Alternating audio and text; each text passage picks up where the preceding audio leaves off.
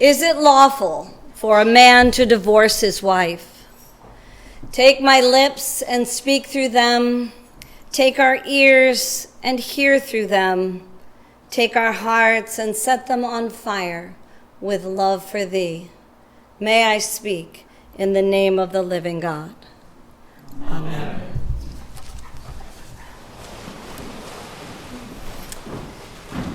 We've seen Pharisees, the religious hardliners, tangle with Jesus before in the Gospels.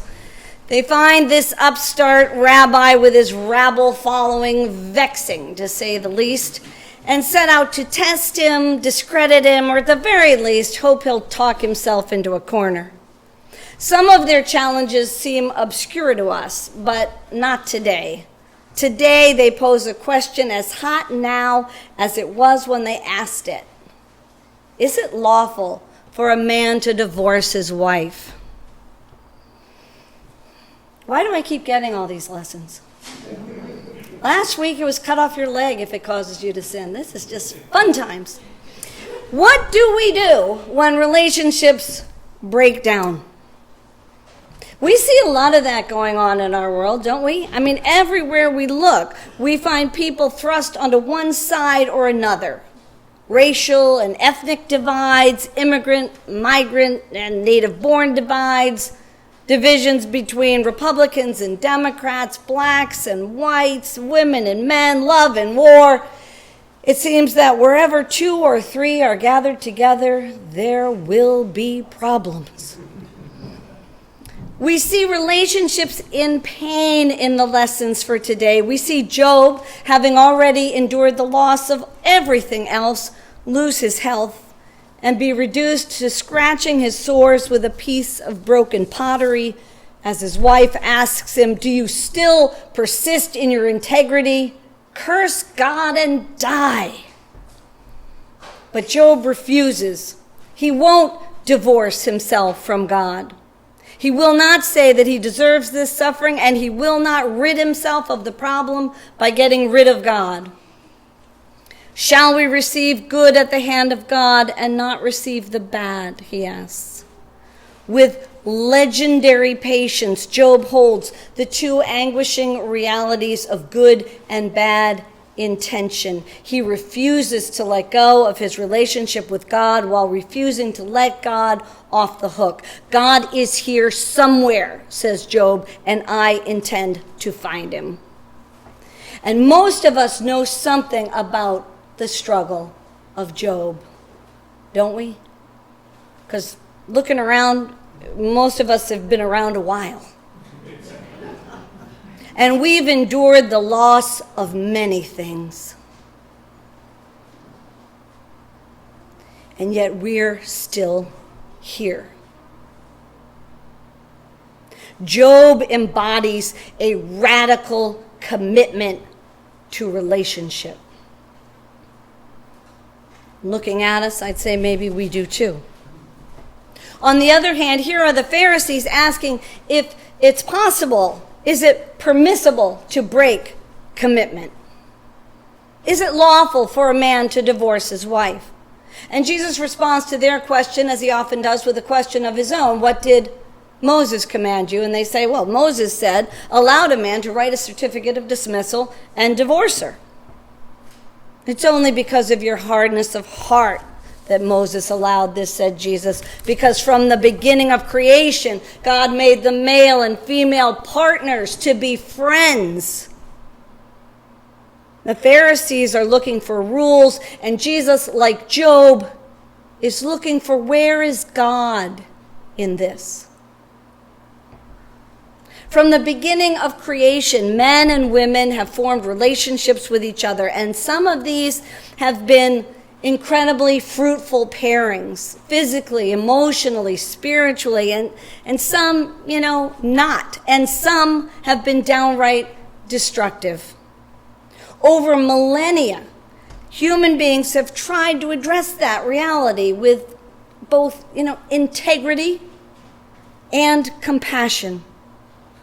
Jesus seems to say here that divorce is never permissible, but in Matthew's gospel, we hear him say that adultery is cause for divorce, which is more likely seeming. And while St. Paul in his letter says a Christian isn't bound in marriage to a partner who isn't Christian.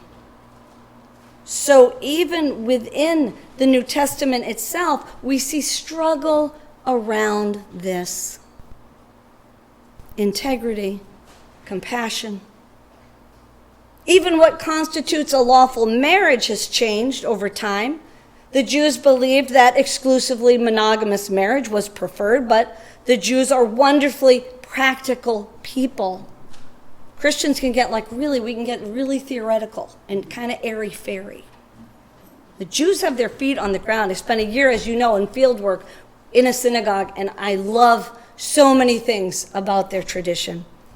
In an agrarian community, if it was decimated by war, how would the women survive and the community replenish itself if a man could only take one wife? Or if a farmer's wife was barren, then her life and the life of that family would be in jeopardy. The possibility of an additional wife that ensured children to continue the family line and the workforce, not to mention securing the position of the barren wife, would be a blessing, because now she would not be put aside. Women's lack of power over their reproductive lives makes their lives, our lives, very insecure. That's why there were demonstrations yesterday about the law in Texas. This problem, this vulnerability was and still is a major concern. So impacted by all of these concerns, what constitutes a permissible marriage, never mind permissible divorce, has varied over time. In this passage, we hear Jesus say divorce is never permissible for any reason, which sounds really harsh to our 21st century ears. But let's take a look at the context. In Jesus' time, only men could initiate divorce. And they could do so for any reason.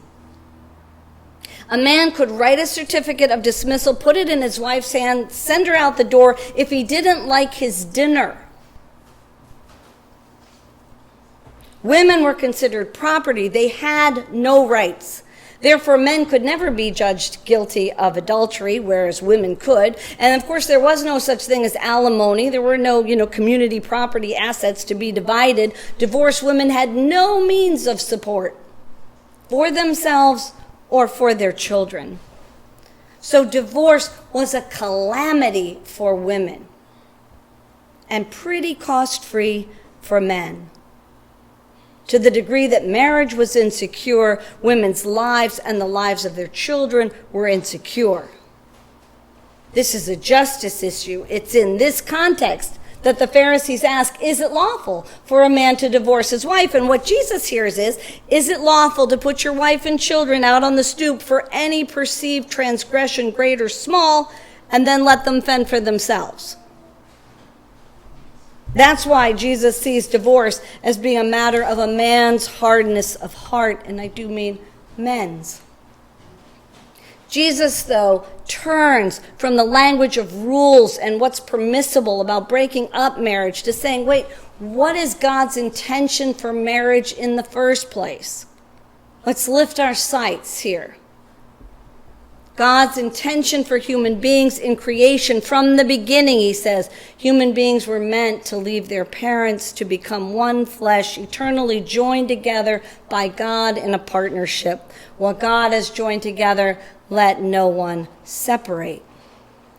Well, I don't need to tell you that both church and state have been wrestling with the joining together and the separating of men and women from time immemorial, and it's still going on. And just look at the changes in our own lives.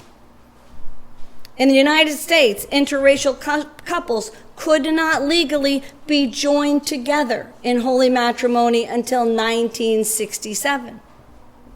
No-fault divorce did not exist in this country until California in 1970, and in liberal New York until 2010. Only one state allowed same-sex marriage in 2004. By 2015, all 50 states do. It wasn't until 20 years ago, I'd already been ordained 10, 11 years, that the church woke up to the reality of domestic violence and changed the canons around marriage. That means the rules, the laws around marriage, saying it was a priest's first duty in those days to preserve the marriage. 20 years ago, it changed to a priest's first duty is to make sure everyone is safe. That was to be our first question. Are you safe? Society's view of marriage, of women, of race, of sexual orientation, and the essential nature of personal safety has changed over time. Could it be that we see God in this? God is in God's original intention that people form relationships of partnership and promise. The prayer book tells us that marriage is intended by God for the couple's mutual joy.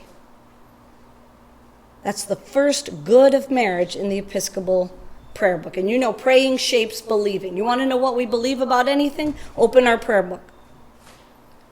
It's intended by God for their mutual joy, for the help and comfort given one another in prosperity and adversity.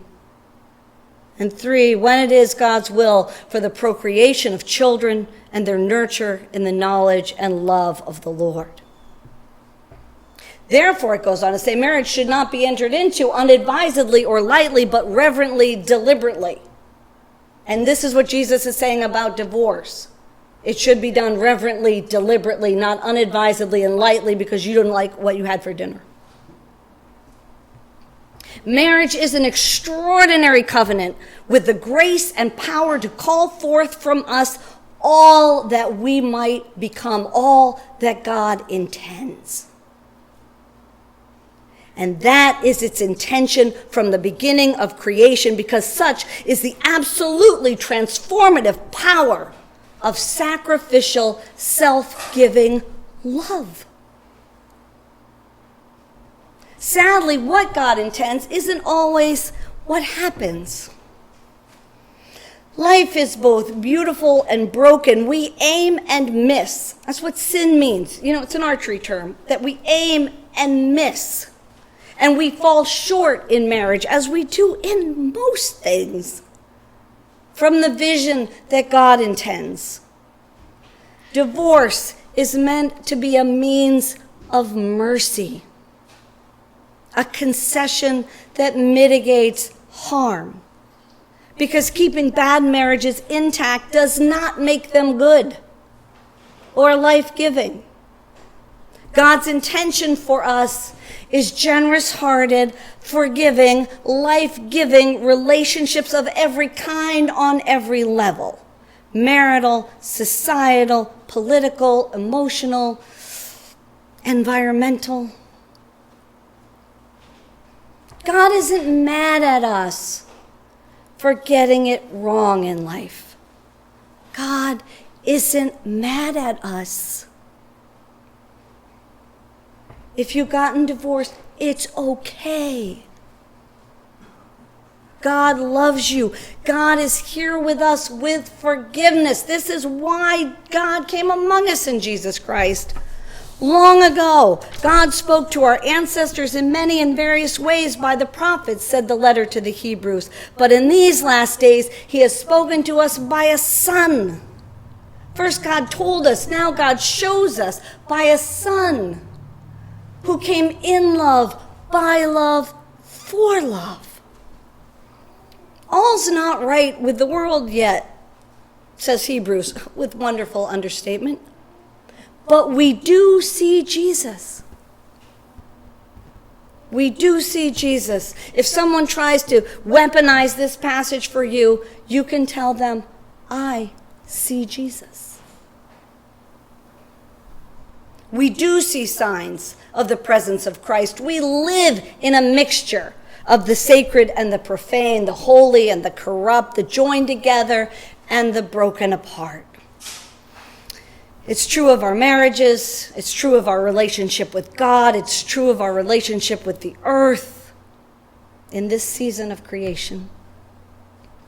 But God is not through with us yet. Sin and suffering are real, but so are grace and glory. Pain is real, and so is healing and joy and the wholeness that God intends and will finally bring. If Jesus and the cross have taught us anything, it's that God, like Job, has a radical commitment to relationship. That God, like Job, doesn't flee when the going gets rough. Saints, Christ stands by us and with us and for us, whatever our marital status, to have and to hold, for better, for worse, for richer, for poorer, in sickness and in health, to love and to cherish us through death and beyond. This is his solemn vow. Thanks be to God.